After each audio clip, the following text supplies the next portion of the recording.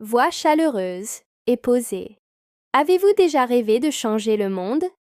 D'avoir un impact qui traverse les générations? C'est l'histoire d'Élie, un jeune homme qui, comme vous peut-être, portait en lui cette flamme, ce désir ardent de faire une différence. Dans son petit village, Élie passait des heures à méditer sur les récits de David, de Joseph, ces géants de la foi qui ont marqué l'histoire. Son cœur battait au rythme d'une seule prière.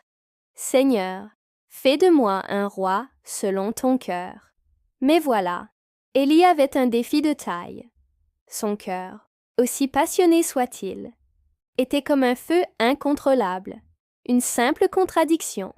Il explosait, une déception. Il se repliait sur lui-même, murmurant contre le ciel. Et puis un jour, dans le silence de sa chambre, une voix douce mais puissante résonna dans son cœur. Mon enfant, celui qui veut dominer sur le monde doit d'abord dominer ses propres émotions. Cette révélation fut comme une aube nouvelle dans sa vie. Élie comprit enfin. La vraie royauté commence par la maîtrise de soi. Ce n'était plus « Seigneur, donne-moi le pouvoir », mais « Seigneur, apprends-moi à rester calme dans la tempête ». Les épreuves, elles n'ont pas cessé. Mais Élie avait changé. Là où autrefois il criait, il apprenait à écouter. Là où il accusait, il apprenait à comprendre. Chaque défi devenait une opportunité de grandir en sagesse.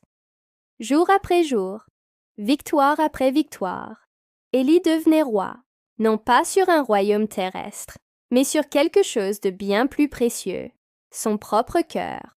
Et c'est alors que l'extraordinaire se produisit.